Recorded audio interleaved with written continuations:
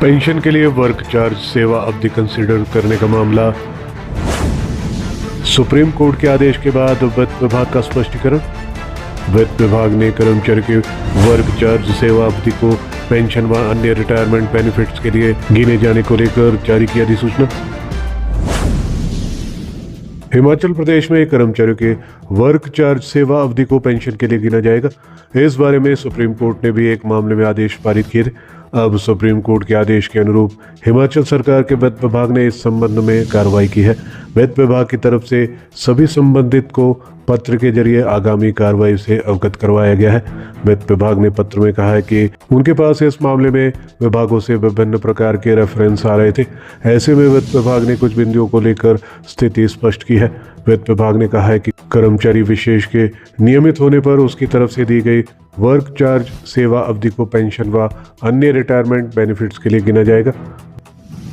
वित्त विभाग के विशेष सचिव विजय वर्धन की तरफ से जारी किए गए आदेश में कहा गया है कि राज्य में तय सीसीएस पेंशन नियम 1972 के तहत ये व्यवस्था लागू होगी। वित्त विभाग ने यह भी स्पष्ट किया है कि मूलराज उपाध्यक्ष से जुड़े केस में जो अदालती फैसला है वो वर्क चार्ज स्टेटस प्रदान करने से संबंधित है। हिमाचल सरकार ने जो अधिसूचना जारी की है उसके मुख्य बिंदु कुछ इस प्रकार से हैं।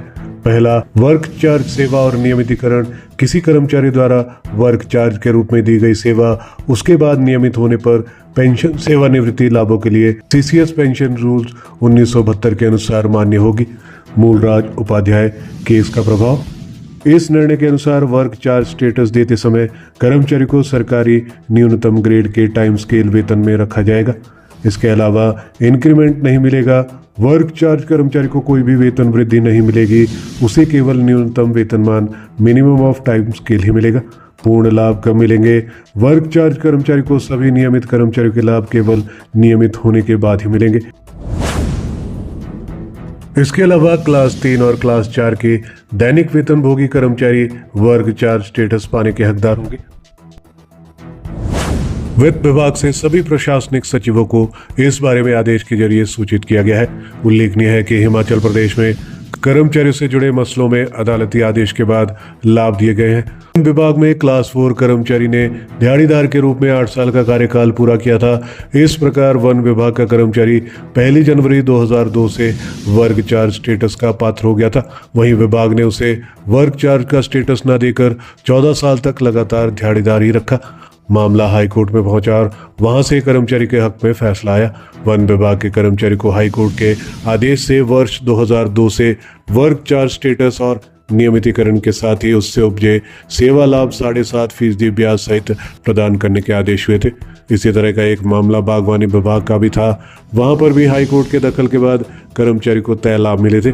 इस प्रकार 2020 में एक मामले में वर्क चार्ज के तौर पर दी गई सेवाओं को पेंशन के लिए आंकने के आदेश जारी किए गए थे।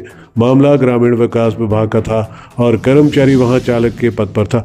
ऐसे कई मामले हाईकोर्ट व सुप्रीम कोर्ट पहुंचे थे। अब वित्त विभाग ने इस संदर्भ में विभिन्न विभागों से मिल रहे रेफरेंस के बाद महत्वपूर्ण स्पष्टीकरण जारी किया है। हाईकोर्ट के अनुरोध को नजरअंदाज करना पड़ा महंगा। अदालत ने हिमाचल सरकार पर लगाई 10 लाख रुपए की कॉस्ट। हिमाचल हाईकोर्ट के अनुरोध के बावजूद हिमाचल सरकार ने अदालतों में बुनियादी ढांचे को सुधारने के लिए कोई आवश्यक कदम नहीं उठाए। अदालत में बुनियादी ढांचे को सुधारने के लिए हाईकोर्ट ने बार बार हिमाचल सरकार से आवश्यक कदम उठाने के लिए कहा था। इस बारे में हाईकोर्ट के अनुरोध को नजरअंदाज करना हिमाचल सरकार को महंगा पड़ा है। हिमाचल प्रदेश हाईकोर्ट ने सरकार पर 10 लाख रुपए की कॉस्ट लगाई है।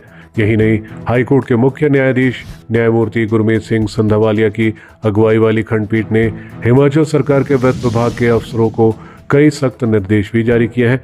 मामले की सुनवाई में अदालत ने सख्त टिप्पणी करते हुए कहा है कि राज्य सरकार हाईकोर्ट के अनुरोध पर टाल मटोल वाला रवैया अपना रही है। इससे ये स्पष्ट होता है कि ये केवल एक समूह के अफसरों की दूसरे समूह पर जिम्मेदारी डालने का प्रयास है। न्यायालयों में बुनियादी सुविधाओं को लेकर हाईकोर्ट में एक याचिका की सुनवाई करते हुए हाईकोर्ट के मुख्य न्यायाधीश न्यायमूर्ति गुरमीत सिंह संधावालिया और न्यायाधीश न्यायमूर्ति जियालाल भारद्वाज की खंडपीठ ने सरकार पर सख्ती दिखाई है। खंडपीठ ने राज्य सरकार के वित्त विभाग के प्रधान सचिव को आदेश जारी करते हुए कहा है कि वह आगामी वर्ष में न्यायपालिका के लिए निर्धारित बजटीय प्रावधान का प्रतिशत पेश करे। साथ ही अदालत ने वित्त विभाग के प्रधान सचिव को पिछले वर्ष इसके लिए राशि के प्रावधान की जानकारी के बारे में सूचित करने के निर्देश दिए हैं। खंडपीठ ने प्रधान सचिव को इसके साथ ही ये जानकारी भी पेश करने के लिए कहा है कि क्या इस राशि में कोई वृद्धि हुई है या नहीं। खंडपीठ ने स्पष्ट किया है कि यदि अगली सुनवाई की तारीख तक अदालत के निर्देशों के अनुसार कदम नहीं उठाए गए तो अफसरों के खिलाफ न्यायिक अवसंरचना प्रदान करने में असमर्थता को लेकर कठोर आदेश पारित किए जाएंगे। हाईकोर्ट ने राज्य की अदालतों में लंबित मामलों की संख्या को देखते हुए नए और न्यायालयों के सृजन का अनुरोध किया था। इस अनुरोध पर विचार न करने पर अदालत ने कहा है कि ऐसा प्रतीत होता है कि इस मामले में कोई प्रगति नहीं हुई है।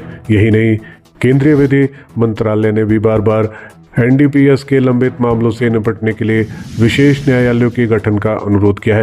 ये विडंबना है कि राज्य सरकार दावा करती है कि वह ऐसे मामलों को खत्म करने और हिमाचल को नशा मुक्त बनाने के लिए सक्रिय प्रयास कर रही है।